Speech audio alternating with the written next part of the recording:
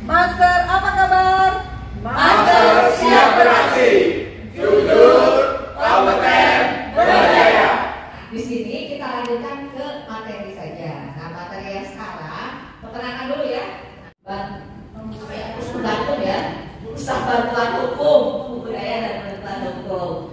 Nah, ini kita di sini sebagai penyuluh hukum, kami juga kita sebagai penyuluh anti korupsi.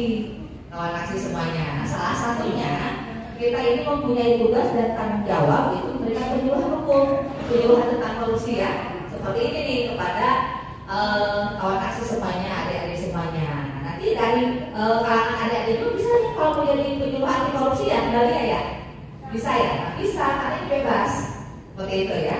Jadi nanti lebih lanjutnya bisa nanti kita lihat. Oke, kita masuk dulu ke sini. Nah, ini dampak menghancurkan korupsi pada masyarakat, bangsa dan negara. Tema kita hari ini. Next. Nah, apa sih itu korupsi? Nah, korupsi itu adalah masalah yang kompleks dan banyak sisi merusaknya pada fondasi masyarakat, bangsa dan negara. Nah, hal ini akan mengikis kepercayaan publik, yaitu mengalihkan sumber daya dari layanan penting dan melestarikan ketidaksetaraan sosial dan ekonomi. Nah, kira-kira kayak gimana sih? Ini contohnya, baik udah ada ya gambaran nggak dari? Kayaknya gimana gitu? Nah, ini mengikis kepercayaan publik. Jadi misalnya, contohnya nih, ini di pelajaran jam yang lalu. Nah, kok kita nggak dipanggil-panggil? Taunya yang baru datang, langsung nyalakan, langsung dapat, langsung masuk. Nah, itu kenapa kok bisa? Nah, itu salah satunya karena ada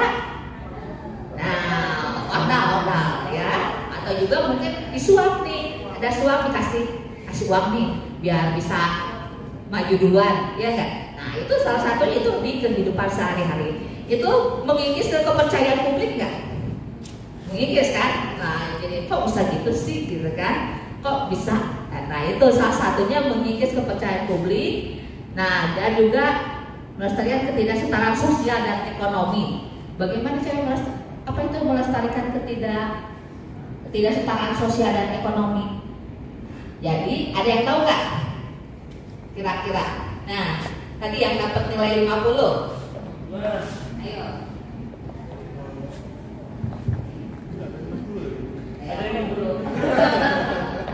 Mungkin untuk melestarikan ketidaksetaraan sosial itu mungkin merupakan, kalau andai kata seperti contoh ibu tadi, kalau misalnya ada yang orang dalam, itu kan hal yang tidak perlu untuk dilestarikan atau untuk diteruskan dalam untuk ketidaksetaraan sosial tadi, yang dimana itu seharusnya semua orang itu memiliki hal yang sama, namun karena kita sebut juga ada nepotisme atau dan sebagainya, jadi yang justru yang melakukan nepotisme itu sendiri istilah itu diutamakan, walaupun seharusnya semua orang itu setara harusnya secara sosial dan ekonomi. Oke, tepuk tangan dong buat temannya. Oke, makasih. Siapa Andi ya? Oh, Andi, ya makasih Andi. Nah, betul ya, seperti itu. Contohnya, next. Nah, ini korupsi dan pembangunan ekonomi. Korupsi itu menekan pertumbuhan ekonomi dan investasi asing ke negara kita nih ya. Nah, yang menyebabkan berkurangnya pendanaan untuk infrastruktur, kesehatan, dan pendidikan. Nah, ini pada gilirannya melestarikan kemiskinan dan ketidaksetaraan. Seperti dibaca ya. Nah, itu lebih memperburuk tantangan masyarakat. Ini kita bentuknya kayak diskusi aja ya. Oke. Nah, ini sekarang tadi yang 60 nih. Kira-kira kenapa korupsi itu bisa menghambat lajunya investasi asing ke kita?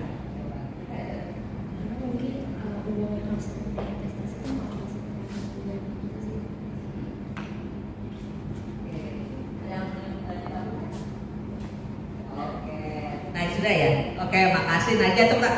Coba ada lagi kan nih?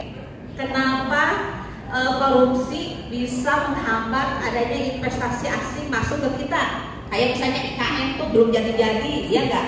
Kan lagi nyari investor nih, tapi nggak masuk-masuk nih. Kira-kira kenapa? Tapi bukan berarti IKN korupsi ya, bukan. Satu aja. Nah, ini kenapa? Ada kan dari sini yang bisa menambahkan? Nah, ini Mama Rira. Kalau korupsi itu menghambat pertumbuhan ekonomi itu misalnya kayak kesejahteraan masyarakat malah dipergunakan untuk kepentingannya pribadi. Jadi ekonominya jadi nggak merata. Contohnya gimana nih? Ke infrastruktur nih. Kalau ke infrastruktur, misalkan di Kades ya, kan ada dana desa. Terus dia yang gunain dana desanya itu demi kepentingannya pribadi tuh. Terus yang tadinya uang itu mungkin untuk perbaikan jalan untuk masyarakat desa itu disalurkan untuk jadi infrastruktur itu nggak terjalan. Oke, betul banget dong. Ya, betul sekali ya. Terima kasih Lira. Nah, itu contohnya ya. Jadi investasi asing itu males nih masuk. Misalnya mereka kan melihat kondisi dong. Dia mau memunculkan dana melihat kondisi. Misalnya kayak contoh Elon Musk ya. Nah, itu kenapa gak jadi? Coba. Karena itu agak sulit ya. Dia misalnya kan membutuhkan sumber daya nih. Misalnya nikel, misalnya ya. Nikelnya, lalu dipersulit nih tolnya atau dia pengirimannya misalnya dipersulit ke misalnya ke kota. Nah, belum ada yang harusnya misalnya ada jalan tol nih, jalan tolnya yang bisa menghubungkan jadi cepet misalnya. Nah, karena dikorupsi, nah nggak ada nih. Nah, itu kan mempengaruhi infrastruktur kan, yang tadinya mau investasi jadi ribet nih. Belum lagi ada pungli-pungli contohnya misalnya ya. Wah, mau lewat sini ada pos 1. Ini dulu, store dulu, pos 2, store dulu. Nah, jadi males. Nah, investor tuh jadi mikir, waduh ini kebanyakan pungli ini nanti lama-lama habis. Kayak gitu ya. Contohnya itu di infrastruktur. Nah, lalu di kesehatan. Contohnya di kesehatan apa? Ada yang tahu nggak? Korupsi itu menghambat kesehatan. Contohnya mana nih? Coba lagi.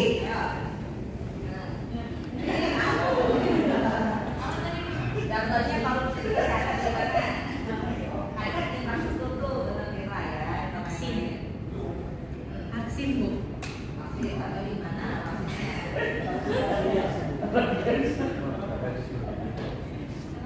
Kenapa vaksin? Karena dananya dikorupsi Bu. Yang harusnya buat vaksin, yang harusnya buat vaksin malah dipakai buat pribadi. Jadi Uangnya. dampaknya gimana? Jadi dampaknya ke masyarakat itu tidak mendapatkan vaksin. Sekarang kan? Ya. Nah, betul sekali. Oke, kok. Ya udah di tempat politiknya. Oke. Ya, bersepakat ya, teman-teman semuanya. Oke, ayo sambil ini ya, biar nggak ngantuk. Ambil makan. Nah, tadi salah satunya contohnya vaksin ya untuk kesehatan. Nah, harusnya masyarakat itu dapat semua nih vaksin merata kan dari pemerintah kan. Nah, tapi karena ada oknum-oknum, ini ada tanda kutip ya, oknum-oknum tertentu yang mengkorupsi misalnya, jadi kurang tuh dananya buat buat vaksin-vaksin semuanya itu. Jadi hanya misalnya yang di luar-luar aja, yang di pedalaman-pedalaman itu belum terjamah ya oleh vaksin itu. Nah, salah satunya itu untuk kesehatan. Nah, lalu di pendidikan nih. Nah, pendidikan itu kan kalian mahasiswa nih. Apa nih contohnya? Coba lagi dah. Nih dari Jember coba. Anaknya Prof nih, ayo. Coba kalau sih contohnya di bidang pendidikan kayak apa? Apa mahasiswa ini? Contohnya apa nih? Ada di kampus kayak gimana contohnya? Jangan jauh dari kampus aja. Terserah gimana? Coba. Kayak di kampus kira-kira menurut kamu ada ini kali ini apa?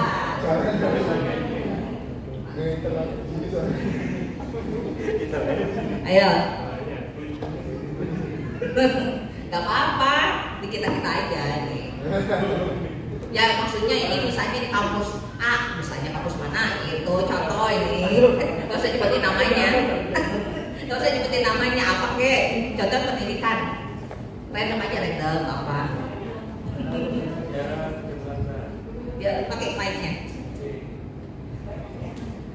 Ya perkenalkan namanya. Ya, perkenalkan nama saya Edgar.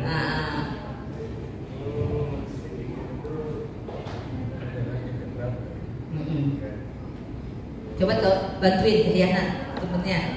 Kira-kira di pendidikan apa? Kalau untuk contoh korupsi di pendidikan, Ya, Apa? ya, terima kasih. Mungkin akan saya beri contoh keseluruhan di Indonesia tentang pendidikan ini. Mungkin secara sistem sebetulnya kita ini sistem pendidikan nasional Undang-Undang Sisdiknas ini sudah sangat mencakup keseluruhan.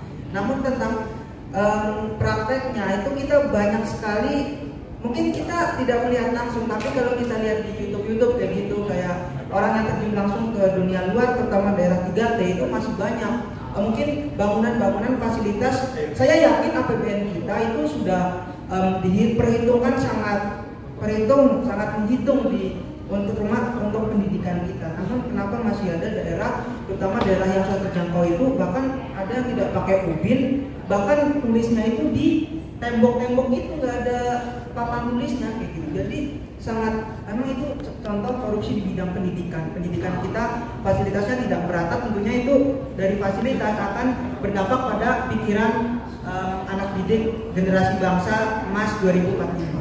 Oke, utara dong. Nah, baca ya, nah betul sekali ya.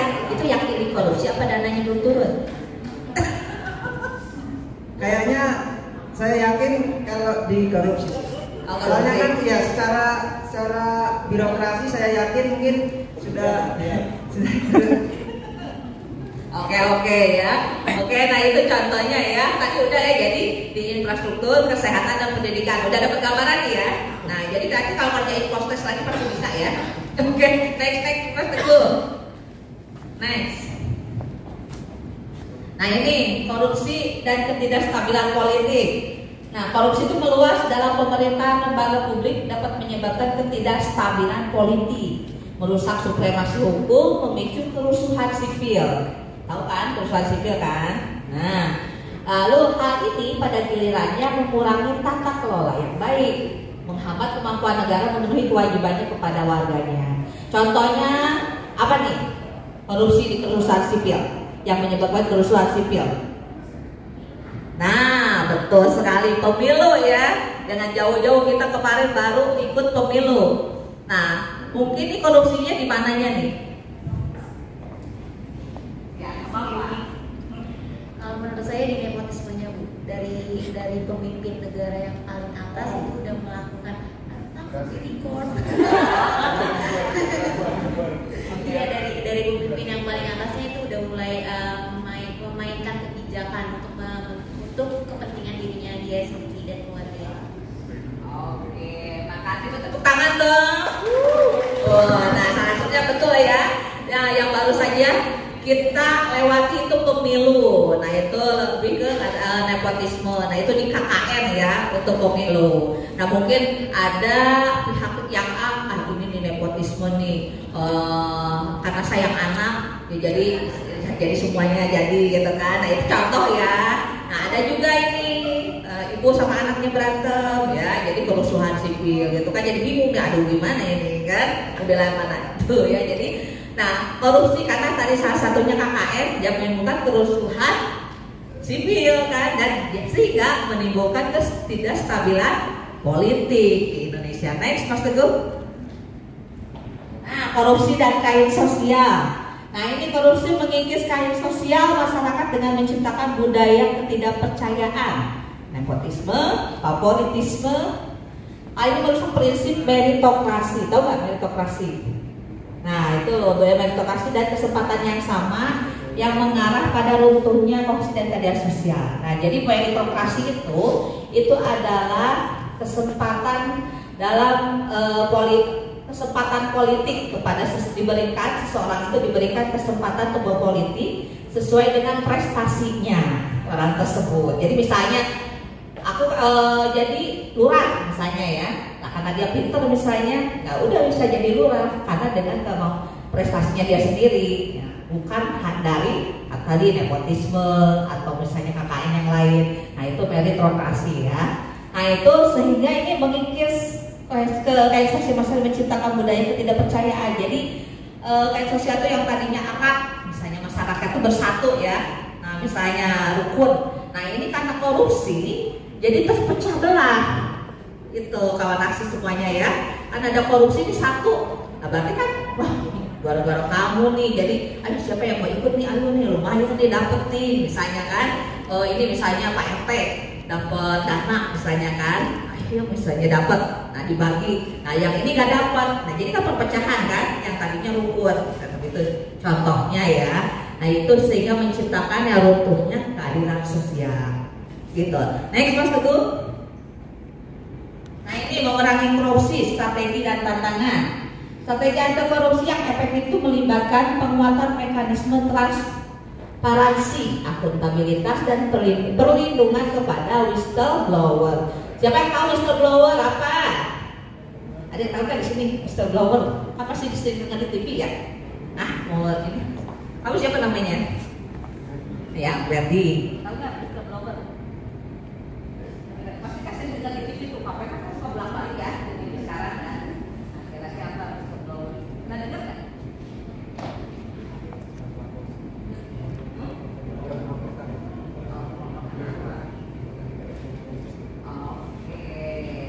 Oke, jadi whistleblower itu betul ya.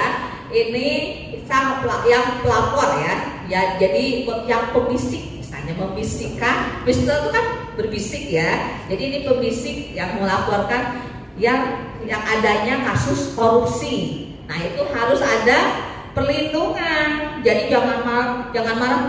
Siapa nih yang ngelaporin? Malah jadi ditangkap nih gara-gara ngelaporin. Itu tuh misalnya dosen itu nih, si Pak itu misalnya si Pak A. Ini korupsi nih, korupsi misalnya pendidikan misalnya ya, kampus, korupsi administrasi apa misalnya, dilaporin. Ini siapa yang ngelaporin nih, mahasiswa ini? Oh kamu, jadinya dikeluarin misalnya kan dari kampus gara-gara dia ngelaporin dosennya. Nah, itu nggak boleh ya.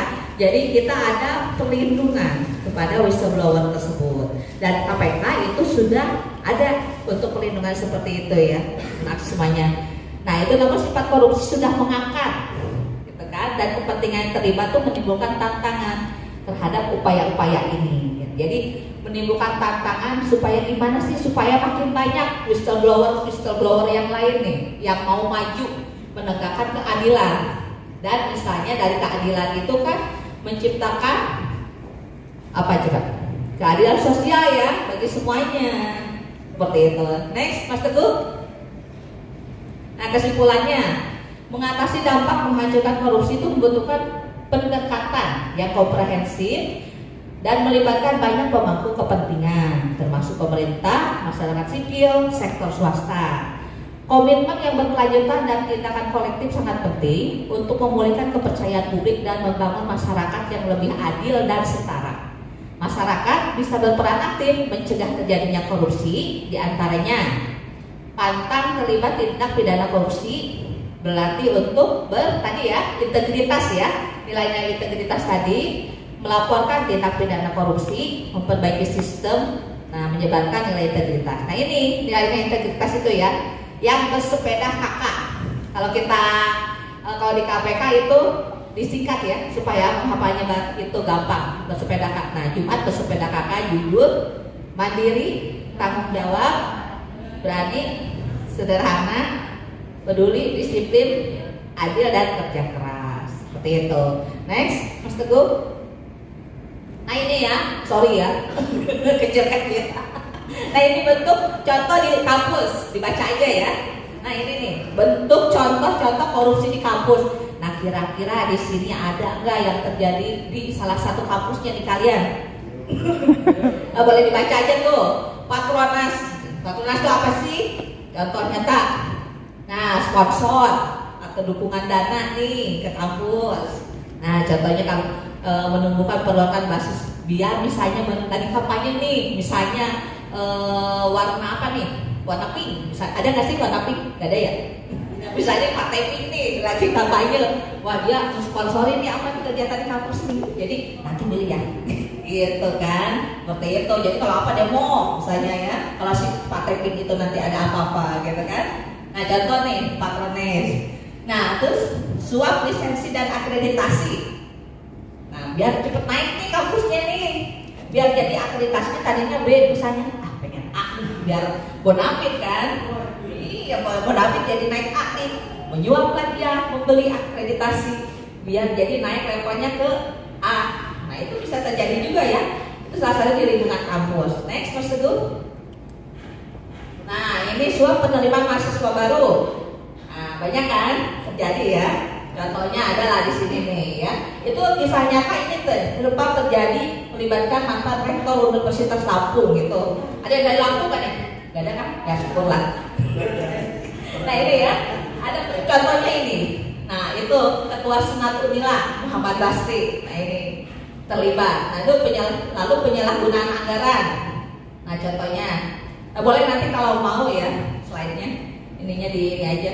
Nah itu dampak korupsi di lingkup perguruan tinggi. Nah itu kemudian dampak negatif. Nah itu penyuapan akreditasi yang tadi ya. Next Mas Teguh. Ya terima kasih ya semuanya.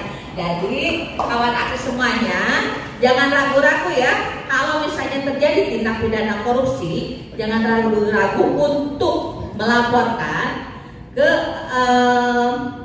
tahu nggak yang harus melaporkan kemana? Nah, KPK tahu nggak ininya apa karena KPK-nya? Ya, betul sekali lapor terus apa? Ya itu jadi jangan lupa ya, jangan ini ya, jangan takut karena tadi kita ada undang-undang tentang whistleblower. Jadi di situ nggak akan ada foto kita, nama kita nggak akan disebut seperti itu. Jadi awal aksi jangan takut kalau terjadi hal-hal misalnya di kampus ya. Nah itu kan mengganggu ke pendidikan yang kalian jalani kan. Nah, misalnya hak untuk mendapatkan perlakuan yang sama, pendidikan yang sama. Nah itu juga bisa nanti dilaporkan ya. Oke, terima kasih semuanya adik-adik. Ya.